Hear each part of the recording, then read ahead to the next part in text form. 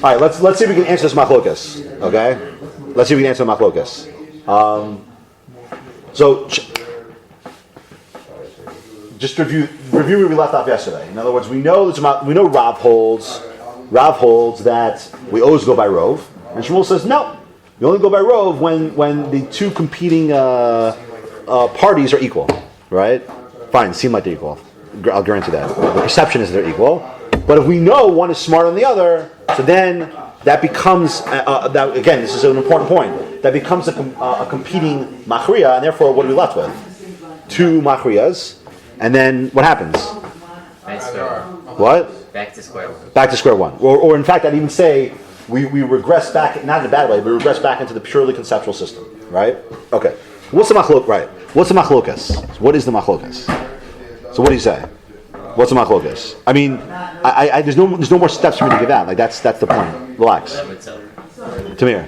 Let's investigate Rov. Okay. When you look at Rov, why is Rav like Rov? Or what's appealing about Rov? Singular. What do you mean by simple? What? Uniform. Okay. Better than that. It's a mechanism that actually accomplishes the scuffle of the mechanism, since it's one mechanism. The push or scuffle of this entire. So say it again. So you're saying there's one way that should make the system. That's right. So what? But I guess Rov incorporates every factor. What do you mean by everyone? The question you have to ask is the other question. Okay, when we say they're very smart, okay, what are we referring to? Their reputation. Okay. Base. What? But what does that emerge from, though? And what? Insofar as what's concerned? What? What do you mean by their svara? The way people see them. Nah. They're shita. But no, it's more than that, though, because the Chacham had to be moded that there is a reality to their being smart. But it can't just be the svara itself, because Beisham and Beisil both have equally valid svaras. No. If by definition the svara of Beisham is better than Beisil, because he's smarter, then why was your pass like Beisil for? You can't say that. You can't say in the position itself. In other words, in their position, there's no question it's the same level of intelligence. So where is this idea of the? Let's take an analogy. Let's say Moshe and let's say Dylan. Okay, so let's say Moshe and Dylan both come up with a svara.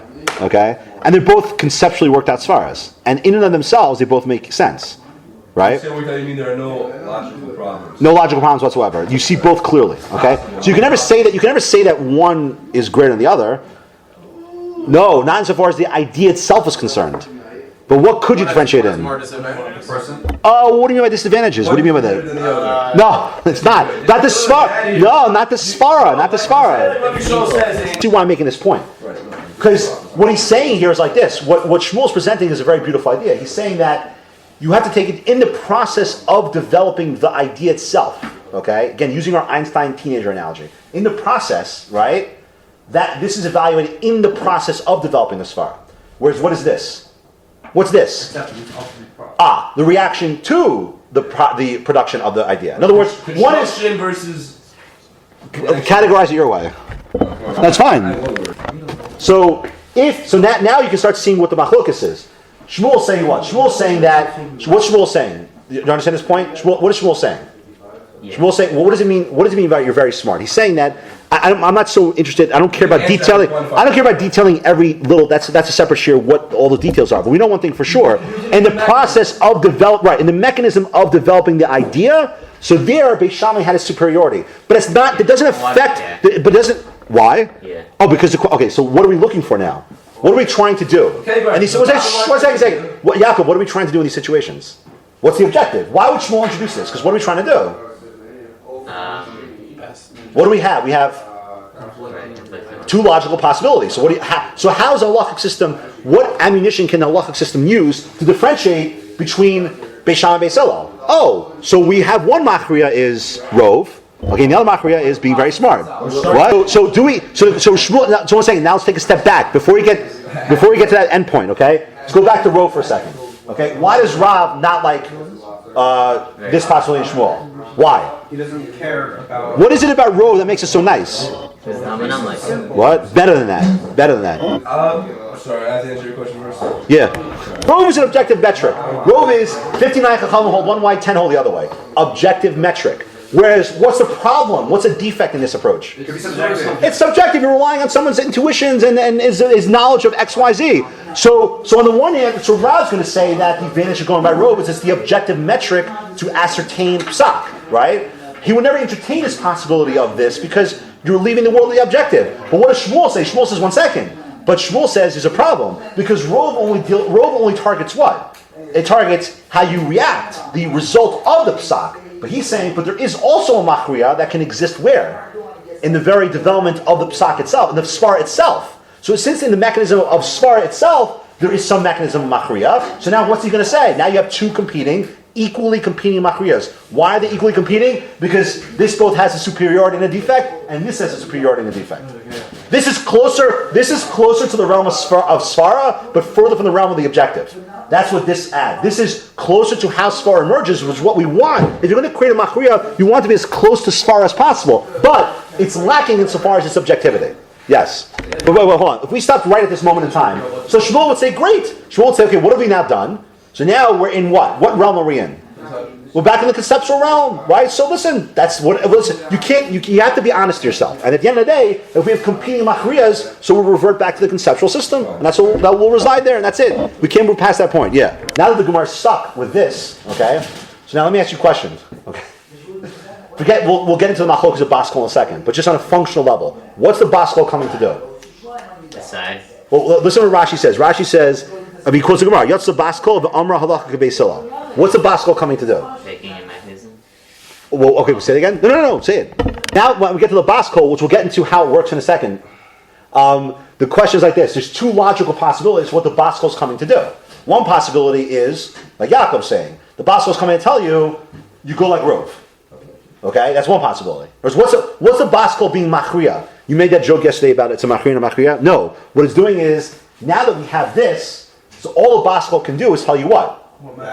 What method to use. It's not passing the waffle, it's passing how we pass the waffle. Right. The other way you can learn, which I don't think is the way to learn, is you can take it literally, which is that you pass like Beis Hillel. Is these actually right, son? Not forget if he's right. I'm saying, but you pass like Beis Hillel. In other words, there's two logical possibilities. Is the Baskol coming? You could formulate it. I don't think it's going to work, but you could formulate to say that the Baskol is coming to tell you, forget Rov, right? Beis Hillel is always right. Doesn't matter why, right? But I don't think that's what it's doing. I think the Baskol is coming to tell you that you're right. We have now two competing machriyas, and we have no mechanism in place to know which way to go. So we'll get to how the Baskol will do in a second. But the Baskol comes in and tells you go like Rov. And how do you know that has to be the case? Because there are times when we pass them like Beis Shammai. Yeah. Miscarriage. What am I sitting down? No, I want to get an answer. I want to know what's the machlokas to say. What's the machlokas to say? What's the machlokas to say? What's the machlokas to say? We don't buy into Baskol ever versus saying we kind of do. Everyone has to agree that a Baskol cannot create halacha. Everyone agrees with that. All right. If Baskol comes along and says, it's open. Baskol comes along and says, from now on, Shabbos is 2 days. You don't listen to the Baskol. So Baskol can never be a creative force in the halachic system itself. You can't create halacha. If our assumption, which you're going to have to make, if the assumption in place is that Baskol can never create halacha, so then, which everyone has to agree with. No one disagrees with that idea. So the question is, but if you think about it, what's the Baskol doing here? Why? When we say we don't rely on Baskol, which I think everyone agrees with, all right. The question is, what do we mean that we don't rely on a Baskol? What does that mean? It is not the imagination. What you could say is that, well, what we're all along we're dealing with a machriya. We're not dealing with the creation of any halacha. We're just trying to figure out which way to go, right? So since on a functional level, it's not really. The question is that considered a part of? It's certainly not a creative action in the halachic system. It's external to it because you have two conceptual positions. Now you have two, and now you have a stalemate here between Rov versus very smart, which is also two conceptual positions. So how are you going to determine how to go which way from one way to the other? So the Baskol, but why? Because Baskol is not coming in to create halacha, right? In other words, the machlokas is a beautiful machlokas. One side is going to say that let's take the side that doesn't buy into it. So it's going to say, listen, you can't allow this cannot enter into any part of any halacha whatsoever. We have a system. We have man's system, the lo b'shemaim he, and that's a positive idea. Whereas this side is saying no. It's not that when we say Baskol can't be part of it, it's only insofar as you're coming to create some sort of halachic concept. But if you're just functioning as a machriya, If it's external, so you wouldn't tell me that's not a violation of the Baskal principle. That's not Baskal It's only anymore. not violation because it's doing. All it's telling you is, But then it's not doing anything. you know what it's doing? It's not doing anything. No, It's not second. doing anything. It's a problem. No, but understand something. Why is it? I mean, this is the only. I won't go past this step. Okay. Why is it? Why would we turn to Baskal? In other words, what's the? I hate to use this word, but the sympathy, the conceptual sympathy for the position of saying we should rely on Baskal. What is unique about this situation? We feel like God told us. No. What's unique? In other words, we don't know what. How did it say? Right. In other words, the reason why Baskal was turned to here, why would we even entertain that possibility? You're right, halakhically, I understand that. You need an But say- objective way to subjectively decide. right. In other words, what else are they supposed to do? It's like, well, we have nothing else. We don't know. We've exhausted. In other words, the question is it that we've exhausted every other possible avenue, right? Or is it no, by definition, it can never be part of it? It doesn't make sense. I can't answer that. I don't know what the answer is. The question is that, no, but no, it doesn't crumble. The question It's is, not effective though. well, the question is, how would you know whether to listen to Baskal or not? What mechanism do you use for that?